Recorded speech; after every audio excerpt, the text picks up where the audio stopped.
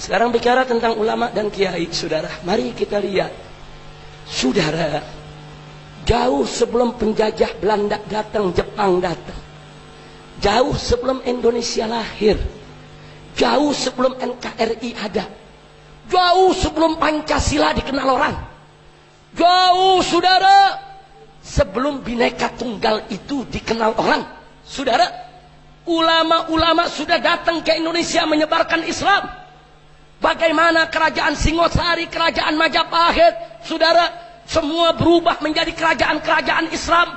Apakah itu kerajaan Mataram atau itu kerajaan Demak dan lain sebagainya, saudara. Itu perjuangan ulama. Para habaib datang ke negeri ini bersama para ulama menyebarkan Islam, saudara, termasuk di masjid yang kita ada pada malam hari ini, yaitu Sunan Ampel. Raden Rahmatullah, saudara, yang dulu diundang oleh Prabu Brawijaya, saudara, untuk apa? Untuk mengobati penyakit masyarakat yang ada di wilayah Jawa Timur. Saat itu Prabu Brawijaya, saudara, sebagai Raja Mojopahit, kewalahan. Di mana-mana ada perjudian, di mana-mana ada orang mabuk-mabukan, di mana-mana ada pelacuran, saudara. Tingkat kerusakan masyarakat, khususnya para bangsawan, khususnya para hulu balang kerajaan, sampai sudah terlalu parah. Akhirnya Prabu Brawijaya, saudara, atas saran istrinya mengundang keponakan sang istri yang kita kenal saat ini dengan Raden Rahmatullah dengan julukan Sunan Ampel. Sunan Ampel tidak datang sendiri, datang dengan ayahnya, saudara. Ayahnya turun di Tuban berdakwah di Gresik, saudara, Maulana Malik Ibrahim. Sementara Raden Rahmatullah dibawa ke tempat ini berdakwah, dapat tugas khusus. Bagaimana hulu balang kerajaan itu, saudara, supaya tidak sabung ayam, supaya tidak berjudi, supaya tidak berzina, supaya tidak melakukan berbagai macam kemunkaran. Dan Sunan Ampel berhasil, saudara, menyadarkan para tentara kerajaan, bahkan di antara mereka banyak yang masuk Islam. Itu perjuangan ulama sebelum Indonesia lahir, sebelum NKRI ada, sebelum Pancasila ada, sebelum Bhinneka Tunggal Ika ada, sebelum UUD 45 ada, saudara. Jangan coba-coba menghapus fakta sejarah, saudara. Kira-kira jelas tidak? Jelas tidak? Begitu datang penjajah Portugis, penjajah Spanyol, penjajah Belanda, ulama tidak diam, saudara. Ya, kerajaan-kerajaan boleh tumbang, kesultanan-kesultanan boleh tumbang, tapi ulama-ulama kita tidak ada yang tumbang, saudara. Mereka terus membangun pesantren-pesantren di mana-mana, mencerdaskan umat, mencerdaskan rakyat, mengajarkan mereka cara membaca, cara menulis, membentengi akidah mereka, mengajarkan mereka syariat Islam, dibentengi di mana-mana, saudara. Kalau tidak ada perjuangan ulama, 350 tahun kita dijajah oleh penjajah Kristen. Ini bangsa bisa jadi Kristen semua, saudara. Tapi 350 tahun kita dijajah oleh penjajah Kristen, umat Islam tetap mayoritas. Sampai Belanda angkat kaki dari negeri ini, umat Islam tetap 90% di Republik ini, saudara. Apa saat itu NKRI sudah ada? Apa Pancasila sudah ada? Apa Bhinneka Tunggal Ika sudah ada? Apa tentara sudah lahir? Apa polisi sudah ada? Belum ada, saudara. Ulama yang pimpin umat, saudara. Catat dalam sejarah, di zaman penjajahan Belanda dan Jepang, saudara, di setiap provinsi, di mana-mana, saudara, itu para kiai kita di siang hari membuka kitab, mengajar ilmu dan adab kepada masyarakat. Tapi di malam hari mereka ajak kaum santri panggul senjata, saudara, untuk menyerang pos-pos keamanan penjajah di mana-mana, saudara. Di Jawa Barat, saudara, contohnya di era Bogor ada Mama Bakri, ada Mama Abdullah bin Nuh, ada Mama Falak, ulama-ulama pejuang. Di Tasik, saudara, satu pesantren dengan para kiainya dipimpin oleh almarhum Kiai Haji Zainal Mustafa melawan tentara Jepang, sampai mereka semua dibunuh, pondok pesantrennya dibakar, istrinya dan putri-putrinya disembelih, saudara. Kemana tentara? Belum ada. Kemana polisi? Belum ada, saudara. Jangan dihapus perjuangan ulama, jangan dihapus jasa para kiai. Mereka yang mempertahankan republik ini, mereka yang mempertahankan negara ini, mereka yang mengusir penjajah, saudara. Bahkan begitu tentara Jepang masuk, mereka perang habis-habisan, mereka usir Jepang. Bahkan begitu Belanda mau balik lagi kemari, saudara, justru Nahdlatul Ulama mengeluarkan risalah jihad pada tanggal 22 Oktober yang kemudian disambut oleh Bung Tomo, dan terjadilah peristiwa 10 November. Kiai-kiai dan para santri dari pondok pesantren turun ke Surabaya untuk usir penjajah, saudara. Takbir, takbir. Saya tanya, kalau gitu jasa ulama besar tidak? Jasa kiai besar tidak? Jasa NU besar tidak?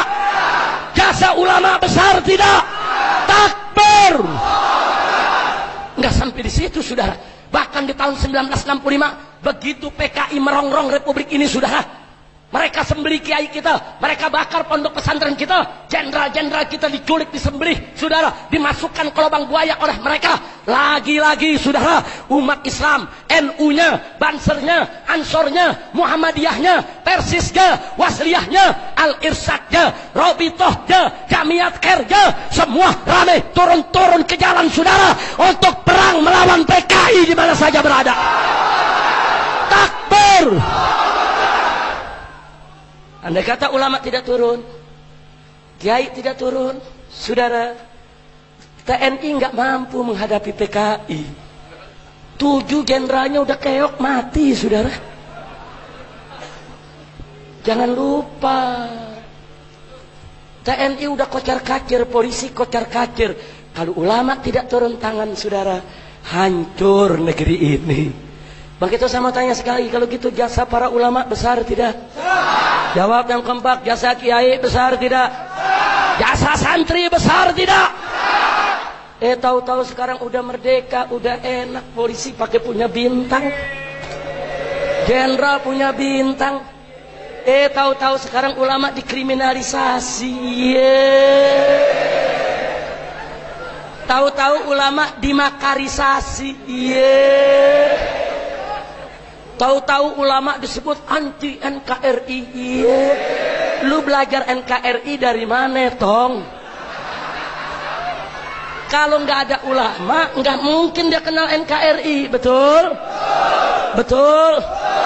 Saudara, tolong catat. Itu kata NKRI, itu perjuangan ulama. Itu perjuangan Masyumi, saudara. Perjuangan Masyumi pada saat negeri kita menjadi RIS, Republik Indonesia Serikat. NU-nya, Muhammadiyahnya gabung di Masyumi, saudara. Kemudian sama-sama mereka berjuang di konstituante, saudara, di parlemen.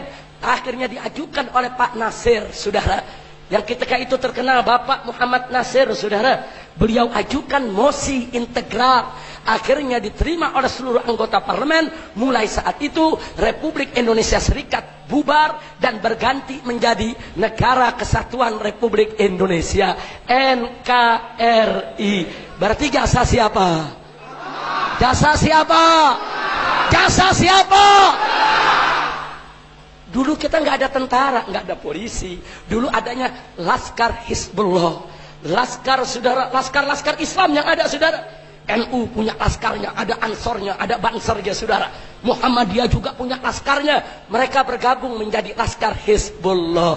Kemudian laskar-laskar ini digabung menjadi TKR, saudara, Tentara Keamanan Rakyat. Kemudian berubah lagi menjadi TRI, Tentara Rakyat Indonesia. Dan sekarang berubah menjadi TNI, Tentara Nasional Indonesia. Siapa yang bangun? Yang bangun seorang ustadz dari Madrasah Ibtidaiyah di Yogyakarta, namanya Sudirman.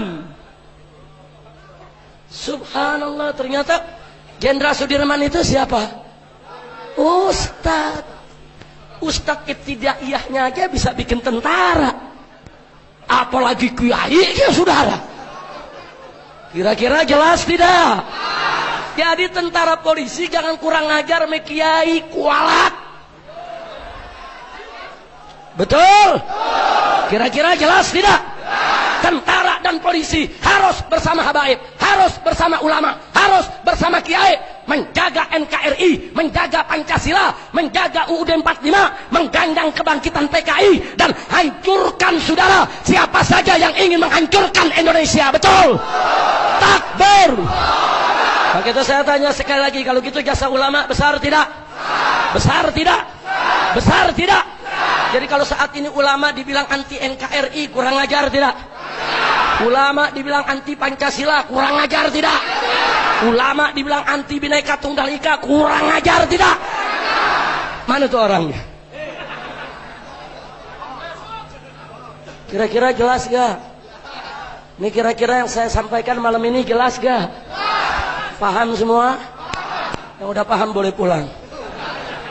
Udah malam. Paham belum? Belum, gagal paham ente. Masya Allah, mudah-mudahan semua paham. Saya sengaja saudara, saya sampaikan ini. Saya nggak terima kalau ulama dimarginalkan. Saya tidak terima kalau kiai dimarginalkan, saudara. 10 tahun terakhir ini, saudara, sakit hati kita, saudara. Ulama dihina-hina, ulama dicela-cela oleh kaum liberal, oleh kaum sekuler. Ulama dibilang ketinggalan zaman, ulama dibilang saudara ortodok, ulama dibilang konservatif, selalu dihina, selalu dilecehkan, saudara. Bahkan, saudara, mereka sebarkan isu dan fitnah. Apa mereka bilang? Umat Islam sudah tidak tunduk kepada ulama. Ulama sekarang sudah tidak dihormati oleh umat Islam. Ulama sekarang sudah tidak punya pengaruh. Ulama sekarang ini, saudara, udah nggak dihargai oleh umat Islam. Dan berapa banyak umat Islam yang terpengaruh dengan fitnah semacam itu, saudara? Betul? Nggak sampai di situ, saudara. Bahkan mereka fitnah. Ulama sekarang udah nggak mungkin bisa satukan umat. Umat Islam nggak mungkin bisa bersatu. Terlalu banyak organisasinya, terlalu banyak partai politiknya, terlalu banyak ormasnya, terlalu banyak majelisnya. Mana mungkin mereka bisa bersatu? Dan mana mungkin ulama bisa menyatukan mereka? Dihina, dilecehkan, direndahkan, saudara. Dan ulama cuma dijadikan sekrup, saudara. Kalau ada ribut-ribut, ulama dipanggil, disuruh jadi belangwer, saudara. Suruh padamkan itu api kebakaran, saudara. Betul? Betul? Betul? Tapi alhamdulillah, dengan aksi 212 ada pertolongan Allah. Maka itu tadi, saudara, kalau kita bersatu, Allah tolong kita. Yang kita nggak bisa kerjain, Allah yang selesaikan, saudara. Mari kita lihat. Begitu di mana-mana sudah mengatakan nggak mungkin umat Islam bisa bersatu, nggak mungkin umat Islam ini, saudara, begitu banyak kelompoknya, mustahil bersatu. Dengan izin Allah, dengan kuasa Allah, saudara, Allah berikan minhatun ilahiyah. Melalui aksi 212, hampir 8 juta umat Islam dari berbagai macam aliran, berbagai macam mazhab pemikiran, saudara, berbagai macam ormas, berbagai macam partai, mereka turun untuk tujuan yang sama ke Jakarta, saudara. Mereka di sana nggak bertanya, oh kamu FPI, kamu NU, kamu Muhammadiyah. Enggak, kamu Muslim, saya Muslim. Kita datang untuk sama-sama bela Islam. Takbir. Indah tidak? Sekarang saya tanya, ternyata umat Islam bisa bersatu tidak? Jawab yang kompak, ternyata bisa bersatu tidak? Bisa bersatu tidak? Anugerah siapa? Karunia siapa? Pertolongan siapa? Takbir. Siapa yang menyatukan hati kita? Siapa yang maha menyatukan? Siapa yang maha besar? Siapa yang maha agung? Takbir. Sallu ala nabi.